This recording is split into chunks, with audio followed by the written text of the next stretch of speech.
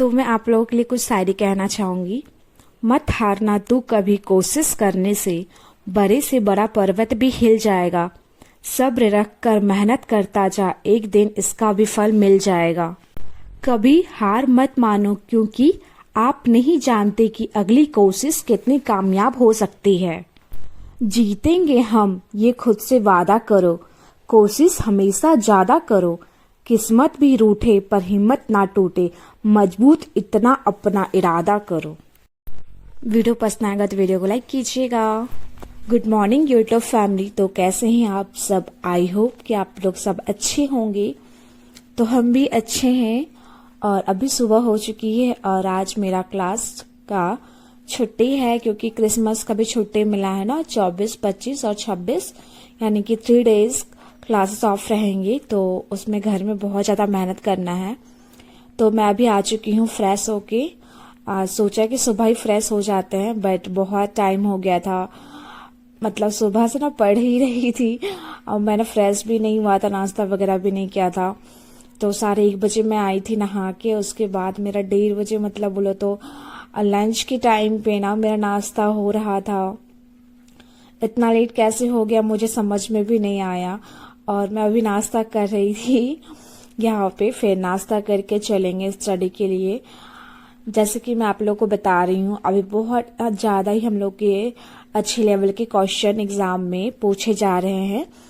तो उस हिसाब से हम लोग को अपनी प्रिपरेशन भी करनी होगी। जैसे कि अभी जैसे भी एग्जाम हो रहे ना रेलवे के और सारे भी एग्जाम हो रहे, टेक्नीशियन के, RRBG के एग्जाम, कुछ एग्जाम हो रहे हैं, कुछ एग्जाम हो चुके हैं। जैसे कि अभी जनवरी में RPF के एग्जाम है और भी कोई एग्जाम है, अभी चल ही रहे हैं बहुत सारे एग्जाम। तो आप लोग को आंसर की और क्वेश्चन से पता चल रहा होगा कि किस लेवल के क्वेश्चंस आ रहे हैं उस हिसाब से। तो अभी मैं चावल फ्राई कर रही थी यहाँ पे क्योंकि भैया बोले ना कि उनको चावल सब्जी नहीं खाना है, तो मेरे लिए चावल को फ्राई कर दो। तो मैंने फिर चावल को फ्राई किया।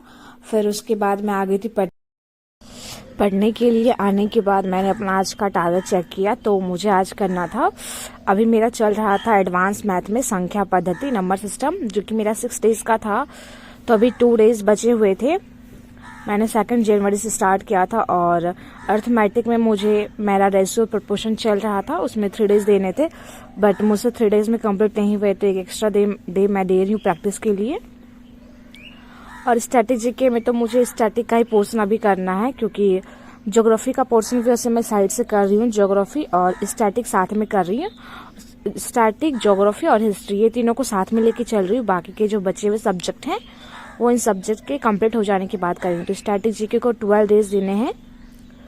तो आज उसका चौथा दिन ही है तो अभी टाइम है स्टैटिक्स में।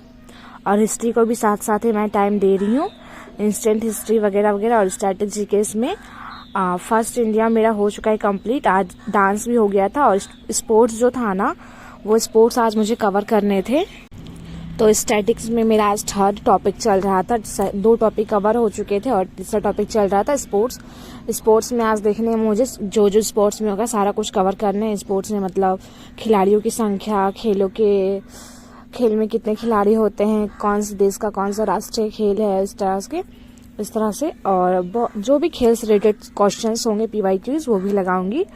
वो PYQ आज लगाऊंगी या फिर कल लगाऊंगी कि आज तो पढ़ूंगी पूरा दिन। तो और मैथ का जो पढ़ना था मुझे, सबसे पहले मैं मैथ पढ़ती हूँ, फिर उसके बाद मैं पढ़ूंगी जीके, फिर उसके बाद होगा तो थोड़ा बहुत रीजनिंग पढ़ूंगी, नहीं तो रीजनिंग पढ़ूंगी शाम को। अभी सिर्फ 2 ही सब्जेक्ट करेंगे। पहला है कि पहले मैथ करते हैं फिर जीके करते हैं लूसेंट से, क्योंकि मैं टॉपिक कवर कर रही हूँ तो टॉपिक मैं लूसेंट से ही कवर करती हूँ। लूसेंट बहुत अच्छे से हर टॉपिक को दिया गया है तो लूसेंट से मैं टॉपिक कवर करती हूँ। और PYQs लगाने के लिए RRB NTPC की बुक है मेरे पास, किरण की PYQ वाली, उससे करती हूँ PYQ। तो अभी स्टडी खत्म हो गई तो फिर देखते हैं कि मैंने क्या क्या अभी फिनिश किया। तो मैंने कहा था ना मुझे कवर करने थे स्पोर्ट्स से रिलेटेड क्वेश्चंस, स्पोर्ट्स से रिलेटेड टॉपिक।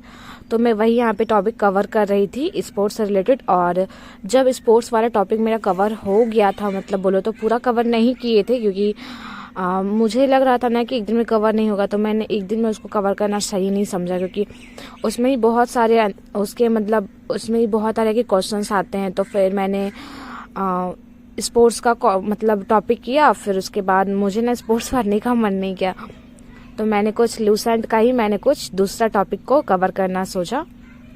हिस्ट्री से मैं फिर कवर कर रही थी स्वतंत्रता संग्राम, क्योंकि हिस्ट्री का भी मैं टारगेट सीरीज लेके चल रही हूँ। बट अभी टारगेट सीरीज का जो था ना, मुझे इंस्टेंट इंडिया पढ़ना था, बट उसका मैं शाम को पढ़ूंगी, तो अभी मेरे पास टाइम था। तो मैंने फिर रीजनिंग भी थोड़ा बहुत कर लिया था। रीजनिंग में मैं अगर टाइम मेरे पास एक्स्ट्रा बच जाता है ना पढ़ने के लिए, तो मैं टारगेट जो मैं लेके चलती हूँ ना, मैं टारगेट कंप्लीट नहीं करती हूँ, एक्स्ट्रा टाइम में मैं ना एक्स्ट्रा कुछ पढ़ती हूँ। जैसे कि मैंने जितने देर का टारगेट बनाया था उतने देर तो मैं पढ़ूंगी सब चीज़ को लेके। अगर मेरे पास एक्स्ट्रा टाइम है और मुझे कुछ काम नहीं और मुझे पढ़ना है, पढ़ने का मन कर रहा है, तो मैं कुछ एक्स्ट्रा उसमें पढ़ लेती हूँ। टारगेट से मैं नहीं पढ़ती, क्योंकि टारगेट तो मेरा बना हुआ ही रहता है, इतने दिन का ये है, इतने दिन का ये है, तो इससे आसानी हो जाती है, कुछ हमारा एक्स्ट्रा भी कवर हो जाता है, और जो हमारे टारगेट्स में होते हैं वो भी हमारे कवर अप हो जाते हैं। तो इसलिए गाइस, आप लोग भी टारगेट बना के स्टडी किया करो, बहुत हेल्पफुल होती है। और जब टारगेट कंप्लीट हो जाता है तो हमारे पास कुछ टाइमिंग भी बच जाती है, तो हमारी एक्स्ट्रा स्टडी भी हो जाती है। स्टडी बेस्ट करनी है तो टारगेट बनाओ, यही मैं कहूँगी।